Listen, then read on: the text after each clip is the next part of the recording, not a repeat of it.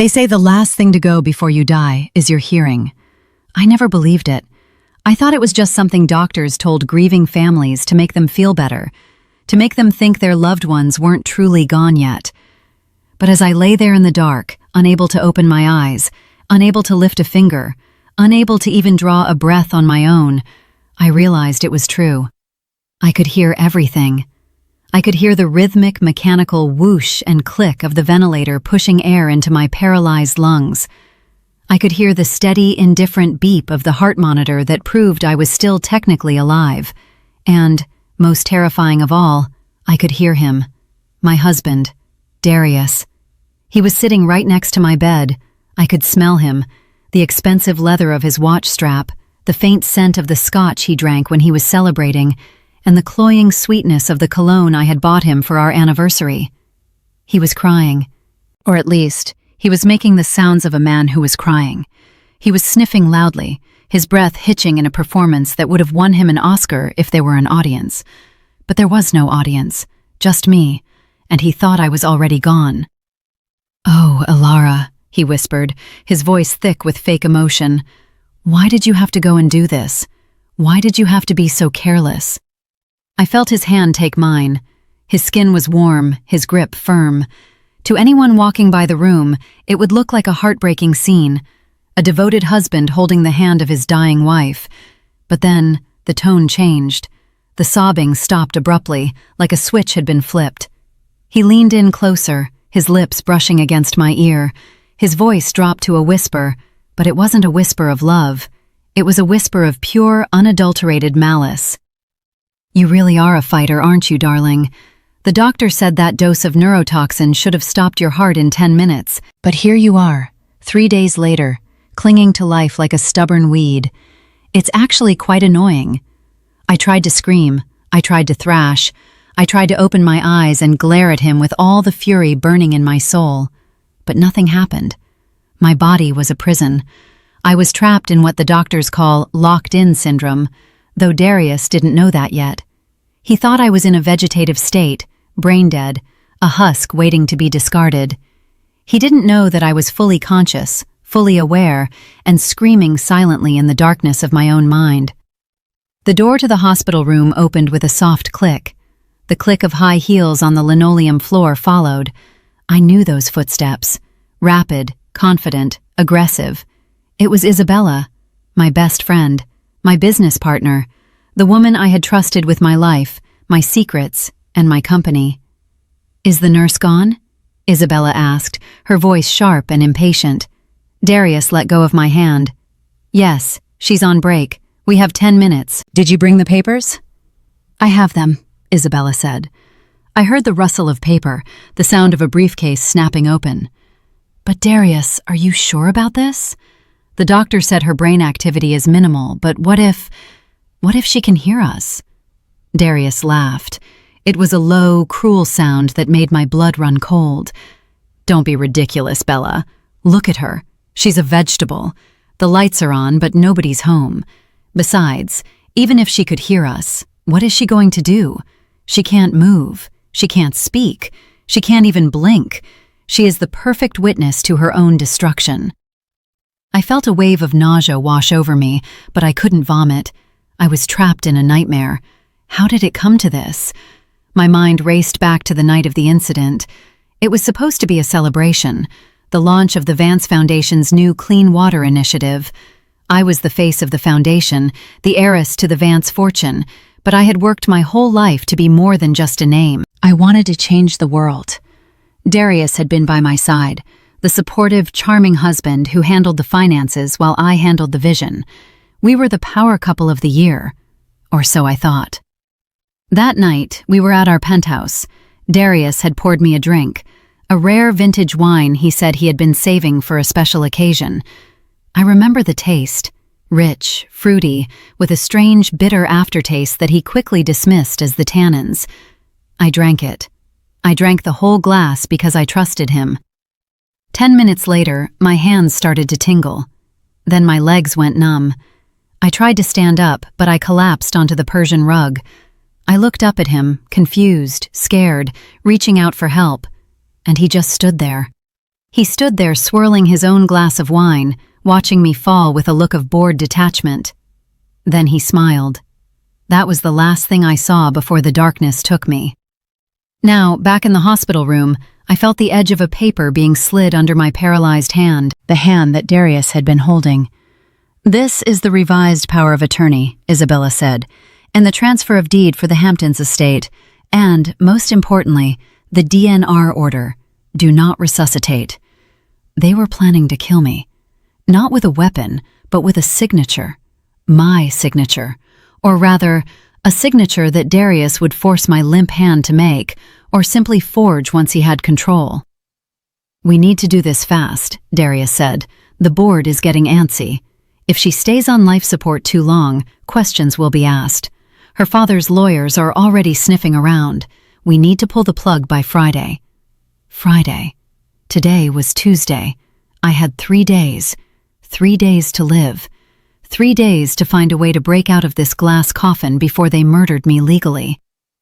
"Darius," Isabella whispered, her voice trembling slightly. "What if the toxicology report comes back? What if they find the toxin?" "They won't," Darius assured her. "The compound I used mimics a massive brainstem stroke. It metabolizes within 4 hours. By the time they got her here, it was already gone."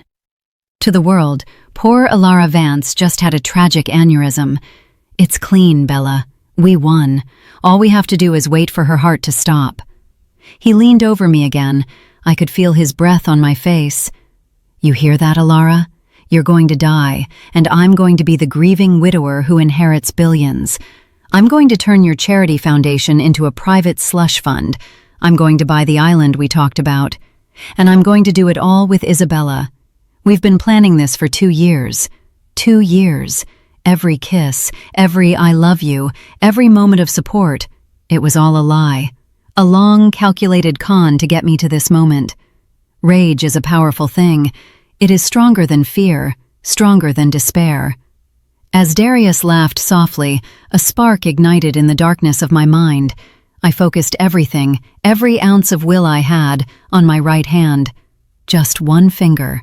I just needed to move one finger. Move. Move. Move! I screamed the command in my head until my brain felt like it was splitting open. Nothing. My body was a stone. But I refused to give up. I listened to them signing the papers. The scratch of the pen on the page sounded like a shovel digging my grave. "Done," Isabella said. "Now what?"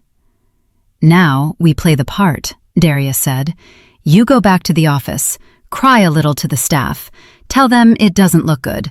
I'll stay here and hold vigil, the devoted husband until the bitter end." He kissed my forehead, a cold Judas kiss. "Goodbye, Alara." They left the room, or rather, Isabella left. Darius settled into the armchair in the corner. I could hear him open a magazine. He was relaxed. He was waiting for me to die. But he had made a mistake. He had told me everything because he thought I was powerless. He had given me the weapon I needed, the truth. Now I just needed to pull the trigger. But how? I was trapped. Hours passed. The sun must have set because the light behind my eyelids grew darker. The night nurse came in. Her name was Sarah. I knew her voice. She was kind. She talked to me while she checked my vitals. "Hi, Alara," she said softly. "I know you're probably not there, but I'm going to change your IV bag now. It's okay. You're safe."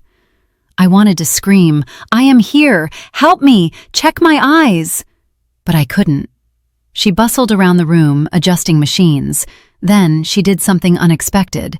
She picked up my hand, the same hand Darius had held, to check my pulse manually. She held my wrist, her thumb resting against my skin. This was it, my only chance. I focused again, not on my whole hand, just on the index finger. I visualized the nerve endings. I visualized the signal traveling from my brain down my spine, through my shoulder, my arm, into that finger. Move, please, move. I poured all my hate for Darius, all my love for my life, into that single microscopic movement.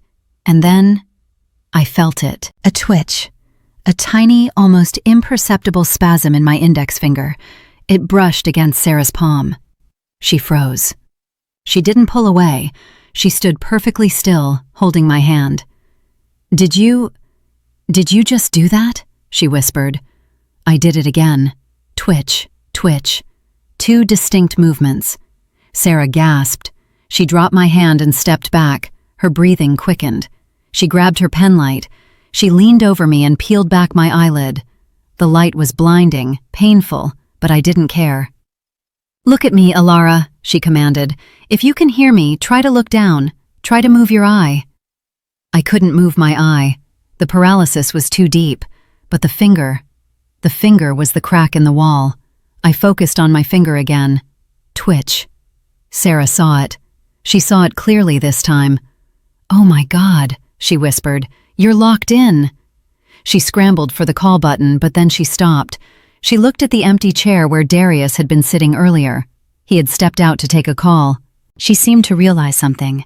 She leaned close to my ear. "Alara, listen to me. Your husband, he signed a DNR order an hour ago. He told the chief of medicine that you wouldn't want to live like this. They are planning to remove the ventilator on Friday. If I tell the doctors you moved, they might not believe me.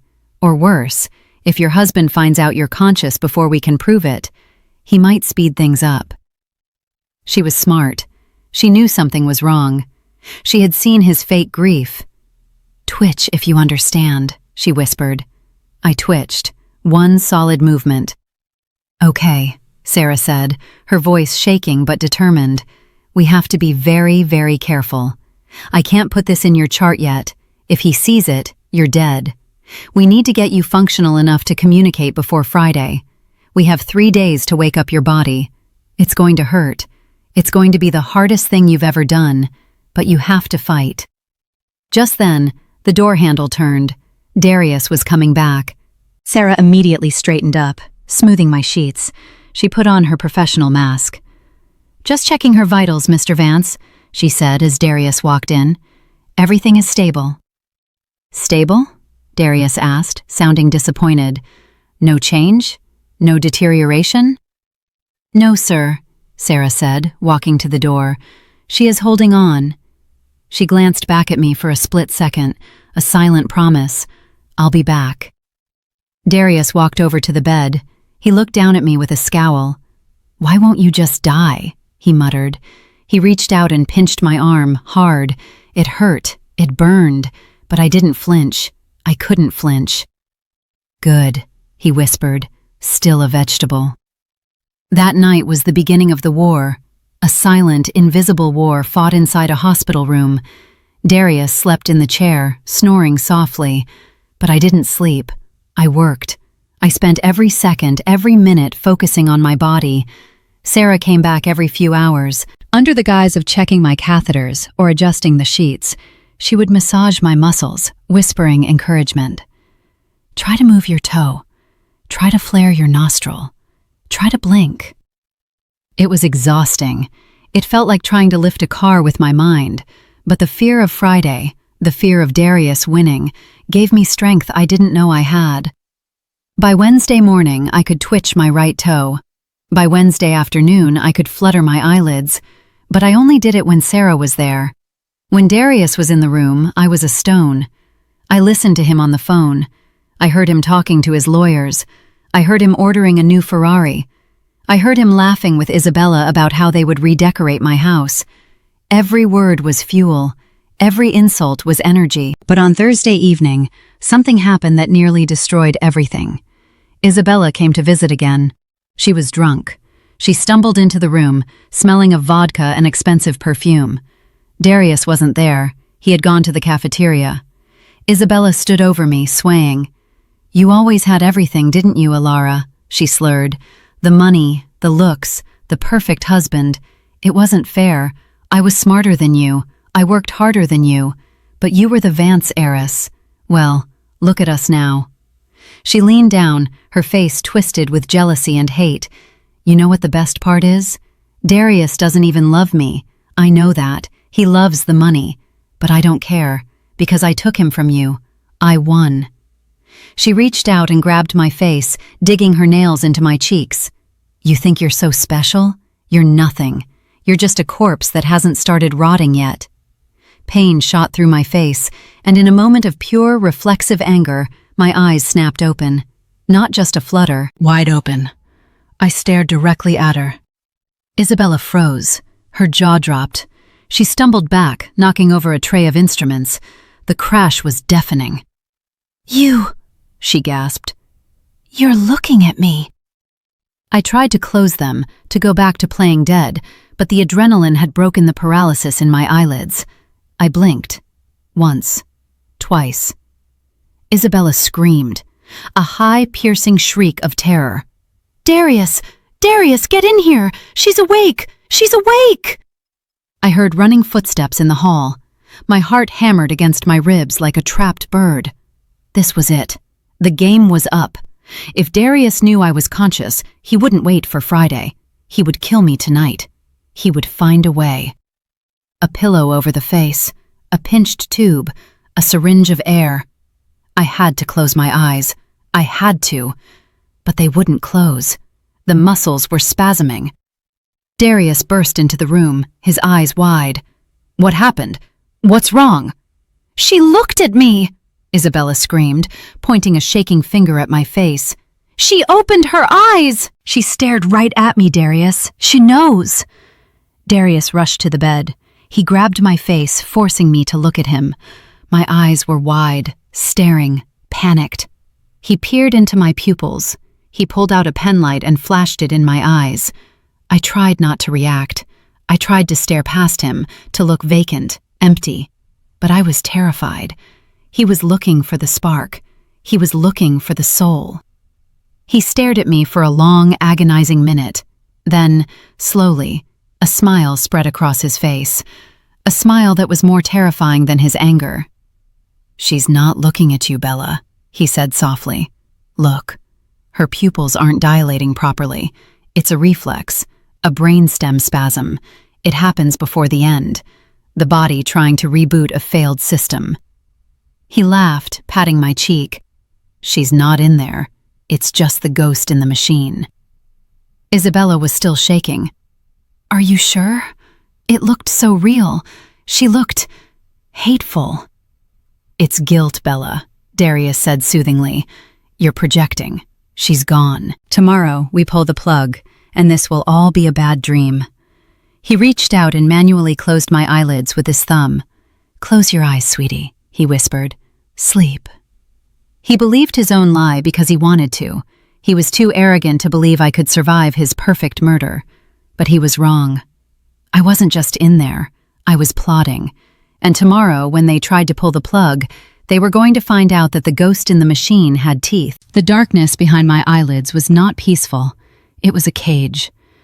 Darius had manually closed my eyes, but he couldn't close my mind.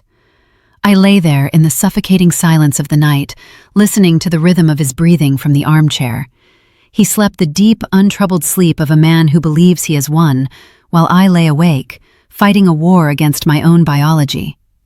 Every synapse, every nerve ending was a battlefield.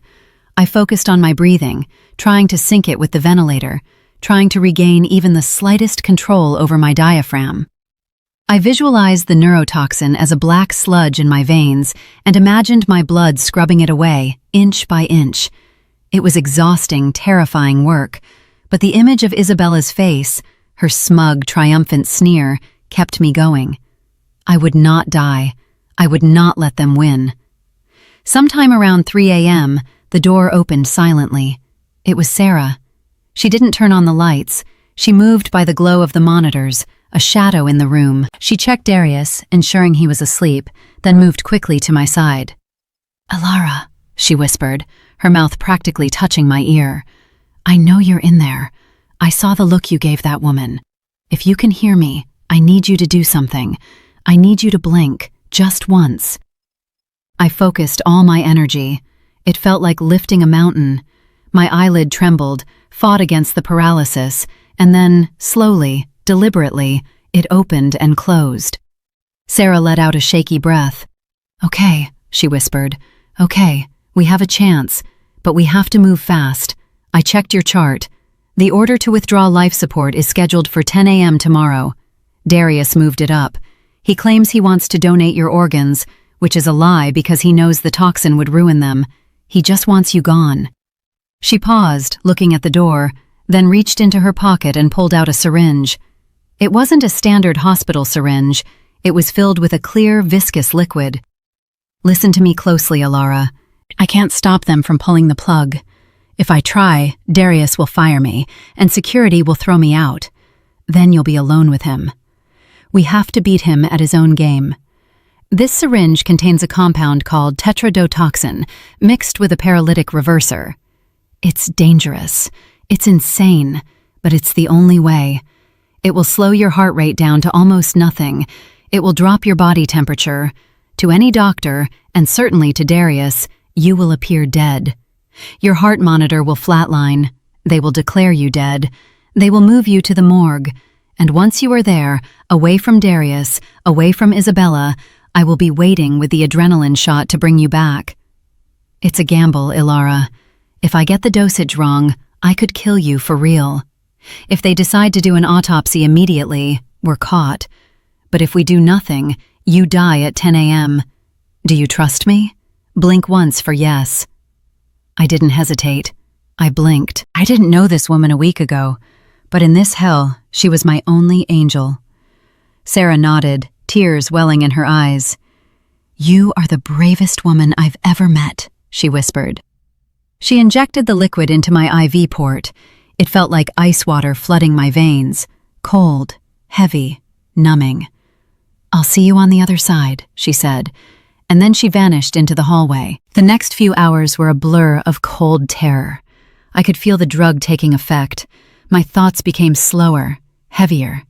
My heart rate on the monitor began to drop, but slowly enough that the night staff just attributed it to my condition. Darius woke up at 7 a.m. He whistled as he shaved in the ensuite bathroom. He ordered breakfast. He called Isabella. "It's happening today, babe," he said between bites of a bagel. "By lunch, I'll be a single man. Wear something black but sexy for the press conference. We need to sell the grieving widow and supportive best friend angle." I lay there, trapped in my freezing body, listening to him plan his life on the ashes of mine. The cold from Sarah's drug was seeping into my bones. I felt like I was already a corpse. At 9:55 a.m., the room filled with people. The chief of medicine, Dr. Thorne, not the evil one from my nightmares, but a tired, bureaucratic man, 2 nurses and a hospital chaplain. Darius stood at the foot of the bed. He had rubbed his eyes to make them red. He held a handkerchief. He looked devastated. "Mr. Vance, are you ready?" the doctor asked gently. Darius nodded, choking back a fake sob. "She wouldn't want to live like this. Let her go." The doctor nodded to the respiratory therapist. I heard the click of the machine. The rhythmic whoosh of air that had kept me alive for 4 days stopped. Silence. Sudden, suffocating silence. The tube was pulled from my throat with a wet, sickening slide. I wanted to gasp. My lungs screamed for air. My body, fighting the paralysis, tried to convulse, to fight for oxygen. But the drug Sarah had given me held me down. I couldn't move. I couldn't breathe. I lay there, suffocating in full view of everyone. The panic was absolute. It was a primal, clawing terror that eclipsed everything else. My heart hammered against my ribs, thump, thump, thump, and then it began to slow. The lack of oxygen mixed with the drug. The edges of my vision, already dark, turned pitch black. I could hear the heart monitor slowing down. Beep, beep, beep, beep.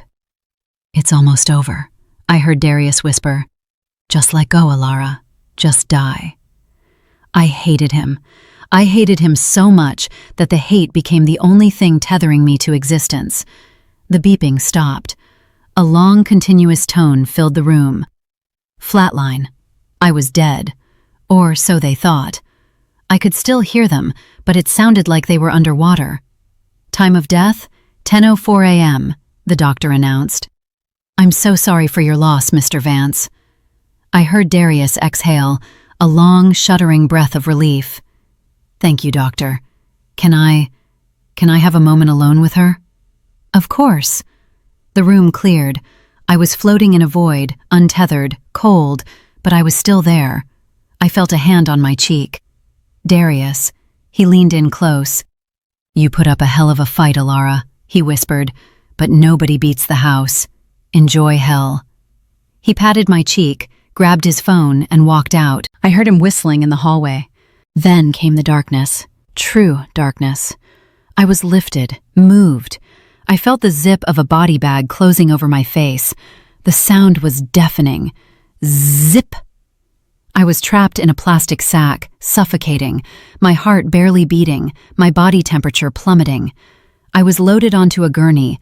I felt the vibration of the wheels on the floor, the elevator ride down. The air grew colder. I was in the morgue. I was terrified that Sarah wouldn't come, that she had been caught, that I would wake up in a freezer drawer and die of hypothermia or suffocation. I tried to count the seconds, but my mind was slipping. I was fading. This was it. This was the end. I was going to die in a plastic bag, unmourned, unavenged. And then, the zip. Zip! Light flooded in, harsh, fluorescent light. I gasped. A ragged, desperate, tearing gasp as air rushed into my starving lungs. My body arched off the metal table, spasms racking my limbs. I screamed, but it was just a croak. Sarah was there. She was holding a syringe of adrenaline. She jammed it into my thigh. "Breathe!" she shouted. "Come on, Alara, breathe!" The adrenaline hit me like a lightning bolt. My heart kick-started with a painful thudding rhythm. Bam, bam, bam. I coughed, hacking up fluid, my vision spinning. I grabbed Sarah's arm, digging my nails into her skin. I choked out.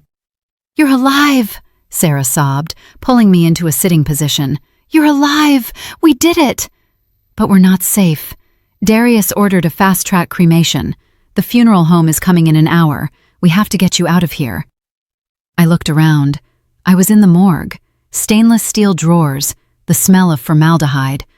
I looked down at my body. I was pale, blue-lipped, wearing a toe tag. Vance, Alara, deceased. Rage, hot and revitalizing, flooded my veins, warming me faster than the adrenaline. "No," I rasped, my voice sounding like broken glass. "We're not leaving." Sarah looked at me, confused. "What?" "We have to run. If he sees you, he thinks I'm dead," I said, forcing my legs to move, forcing them to swing off the table. My muscles were weak, trembling, but they obeyed. "He thinks he won. He's going to have a funeral, isn't he?" Sarah nodded. "Tomorrow, at the cathedral. A huge event. He invited the press. He wants to play the grieving widower on the 6 o'clock news." "Good," I said, standing up. I stumbled and Sarah caught me. I looked at her, and for the first time in days I smiled, a cold, dangerous smile. "Then we are going to the funeral, because I want to see the look on his face when his dead wife walks down the aisle." Sarah looked at me like I was crazy, but then she saw the fire in my eyes. She saw that the victim who had been brought into the hospital was gone. In her place was something else, something forged in the cold of the morgue and the heat of betrayal.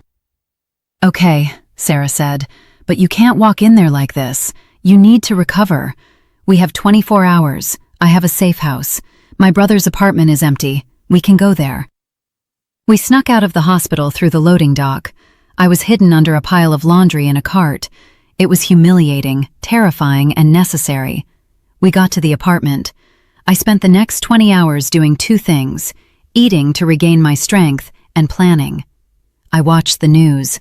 I saw Darius giving an interview outside the hospital. He looked handsome, tragic, perfect. He talked about my generous spirit and how he would honor my legacy by taking full control of the Vance Foundation. He was wearing the tie I bought him. He was holding Isabella's hand for support. I memorized every lie. I let the hate sharpen my mind. I called my father's old lawyer, Mr. Sterling. He was retired, a recluse, but he had always hated Darius. When he heard my voice on the phone, he dropped his coffee cup. I told him everything. I told him to meet me at the cathedral with the police. I told him to bring the original will, the one Darius tried to bury. The morning of the funeral was gray and rainy. Perfect weather for a resurrection. Sarah helped me dress. We didn't have my designer clothes. I wore a simple black dress Sarah had bought and a heavy black veil. I looked like a mourner. I looked like a ghost. We drove to the cathedral. The parking lot was full of luxury cars. The press vans were lined up. I saw Darius's Ferrari. I saw Isabella's Porsche. They were all there, the vultures picking over my bones. I waited in the car until the service started. I watched the guests file in. I saw my friends, my employees, people I had helped, all crying, all believing the lie. And then I saw him, Darius. He stood at the entrance, shaking hands, accepting condolences. He looked relieved. He looked like a man who had just gotten away with the perfect crime. Sarah squeezed my hand. "Are you ready?" she asked. I checked the hidden microphone taped to my chest. I checked the phone in my pocket that was connected to the cathedral's sound system, a little trick Sarah's brother, a sound engineer, had helped us with. I was going to override the eulogy. I took a deep breath. The air tasted sweet. It tasted like vengeance. "I'm ready," I said. I opened the car door and stepped out into the rain. I walked up the stone steps of the cathedral. The heavy oak doors were closed.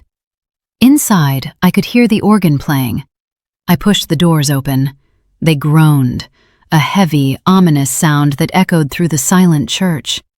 Every head turned. Darius was standing at the pulpit, about to speak. He looked up. He saw a figure in black standing in the doorway, rain dripping from the hem of her dress. He squinted, confused. I started to walk down the aisle, slowly, deliberately. Click, click, click. My heels on the stone floor were the only sound in the world. I reached the middle of the aisle. Darius gripped the podium. "Who is that?" he asked, his voice wavering slightly. I stopped. I reached up. I lifted the veil. The silence that descended upon the cathedral was heavier than the stone arches holding up the roof. It was a physical weight, pressing down on every lung, freezing every heart. I stood in the center aisle, the black veil clutched in my hand, water dripping from my hair onto the cold marble floor. I looked directly at Darius.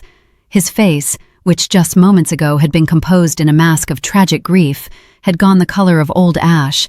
His mouth opened and closed, but no sound came out, just a dry, clicking rasp of air. He gripped the sides of the wooden pulpit so hard his knuckles turned white, looking as if the floor had just opened up beneath him to reveal the pits of hell. Beside him, in the front pew, Isabella had dropped her hymnal. It hit the floor with a clap that sounded like a gunshot, but no one flinched. All eyes were on me, the ghost, the corpse, the woman who was supposed to be ash in an urn by now. I took another step forward, then another. The crowd parted instinctively, shrinking away from me as if I were something supernatural. I didn't blame them.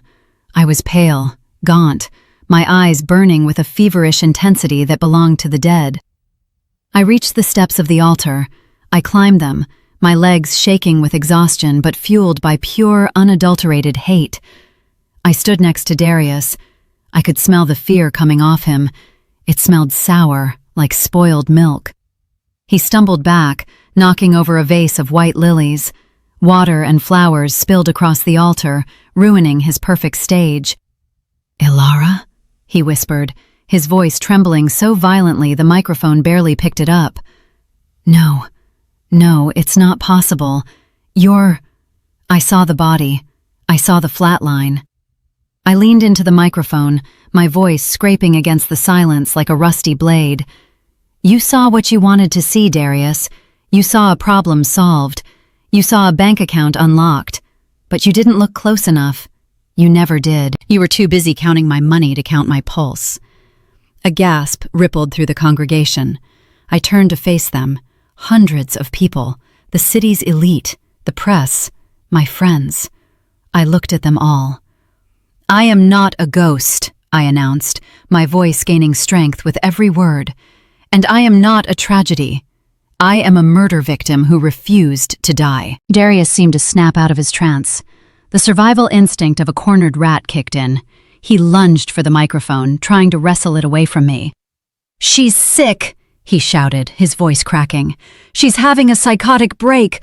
This is an imposter. My wife is dead. Security, get her out of here. This woman is sick." He grabbed my arm, his fingers digging into the bruise he had left days ago. But before he could pull me away, a cane hooked around his ankle. Hard.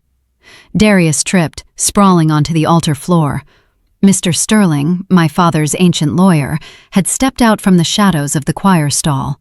He looked frail, but his eyes were sharp as flint. He planted his cane firmly on Darius's chest, pinning him down. "Stay down, you son of a bitch," the old man growled. Darius scrambled, trying to push the cane away. Isabella stood up, screaming, "Someone help him! She's crazy! She's ruining the funeral!" I looked at Isabella. She looked stunning in her designer black dress, the grieving best friend. I walked over to the sound system control panel, which was hidden behind a flower arrangement near the pulpit. Sarah had told me exactly which button to press. I didn't need to argue. I didn't need to scream. I just needed them to hear the truth. I pressed the button. The speakers, which had just been amplifying Darius's lies, crackled with static. And then a voice filled the cathedral. It wasn't my voice, it was Darius's, clear, arrogant, and cruel. The doctor said that dose of neurotoxin should have stopped her heart in 10 minutes, but here she is, 3 days later, clinging to life like a stubborn weed. The crowd gasped. Isabella's hand flew to her mouth. Darius stopped struggling on the floor, his eyes going wide. The recording continued. "You hear that, Alara? You're going to die, and I'm going to be the grieving widower who inherits billions. I'm going to do it all with Isabella. We've been planning this for 2 years." The audio was crystal clear. Every word echoed off the vaulted ceiling, a confession broadcast to God and everyone else. The recording ended with the sound of them laughing, a cold, conspiratorial laugh that chilled the room more than the rain outside. Isabella tried to run.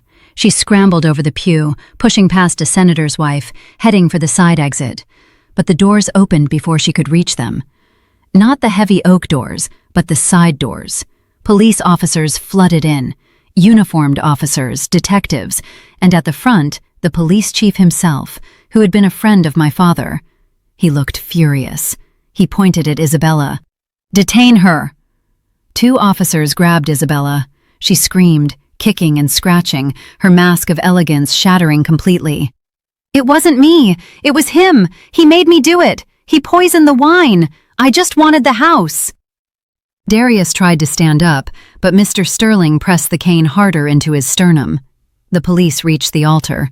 They hauled Darius to his feet. He looked at me, his eyes pleading, desperate, pathetic. "Alara, please," he stammered. "It was a joke, a sick joke. I didn't mean it. We can fix this. I still love you." I looked at him. I looked at the man who had held my hand while I was paralyzed and told me to die. I walked up to him, close enough to see the sweat beading on his forehead. I leaned in, just like he had done to me in the hospital. "You really are a fighter, aren't you, darling?" I whispered, repeating his own words back to him. "But nobody beats the house. Enjoy hell." The officer spun him around. I heard the click of the handcuffs. It was the most satisfying sound I had ever heard, better than any symphony. Darius began to scream as they dragged him down the aisle, past the rows of shocked faces, past the cameras that were now flashing blindingly, capturing his downfall live. I didn't watch him go. I looked at Sarah, who was standing at the back of the church, smiling through tears. We had won. The funeral was over. My life had begun. The aftermath was a whirlwind. The trial was swift and brutal. With the audio recording, the toxicology report from the blood Sarah had drawn before the adrenaline shot, and Mr. Sterling's testimony, there was no escape. Darius's defense lawyer quit halfway through the trial. Isabella turned state's witness in a desperate attempt to reduce her sentence, spilling every dirty secret, every financial crime, every detail of their affair. It didn't save her. She got 15 years. Darius got life without parole. Attempted murder, fraud, embezzlement, conspiracy. The judge called him a monster in a tailored suit. I didn't go to the sentencing. I didn't need to. I was too busy rebuilding. I fired the entire board of the Vance Foundation who had been complicit in Darius's schemes. I hired Sarah as the head of my new medical outreach program. We dedicated it to helping patients with locked-in syndrome and paralysis. I took back my house, my money, and my name. But I wasn't the same Alara. The woman who had blindly trusted her husband was dead. She had died in that hospital bed. The woman who walked out was scarred, cold, and unbreakable. 1 year later, I made a trip I had promised myself I would never make. I drove to the maximum security prison upstate. I sat in the visitation room, behind the thick glass partition. Darius was brought in. He looked terrible. His hair was gray and thinning. He had lost weight. The arrogance was gone, replaced by a hollow, gnawing bitterness. He sat down and picked up the phone. I picked up mine. "You look good, Alara," he said, his voice scratching over the line. "Better than the last time I saw you." I didn't smile. "I'm not here for small talk, Darius," he sneered. "Then why are you here? To gloat? To show off your freedom?" "No," I said. "I'm here to thank you." He blinked, confused. "Thank me? You tried to kill me," I said calmly. "You paralyzed me. You stripped away my dignity, my trust, and my innocence. You forced me to lie in the dark and listen to you plan my destruction. And in that darkness, I found something. I found a strength I didn't know existed. I found out exactly who I am. I'm not just an heiress. I'm a survivor. You thought you were burying me, Darius, but you were just planting a seed." He stared at me, hatred warring with confusion in his eyes. "Go to hell," he whispered. I leaned forward, my hand pressing against the glass. "I've already been there, darling, and I climbed back out. You're the one who's never leaving." I hung up the phone. I stood up and walked away. I heard him shouting my name, banging on the glass, but I didn't look back. I walked out of the prison gates into the bright, blinding sunlight. I took a deep breath. The air tasted of pine and rain and freedom. I got into my car where Sarah was waiting. "Reckless?" she asked with a smile. "No," I said, putting the car in gear. "Necessary. Now let's go. We have work to do." I drove away, leaving the shadow of my past locked in a cage behind me. The silent scream that had been trapped in my throat for so long was finally gone. In its place was a voice, loud, clear, and unstoppable, and I intended to use it to make sure no one was ever silenced again.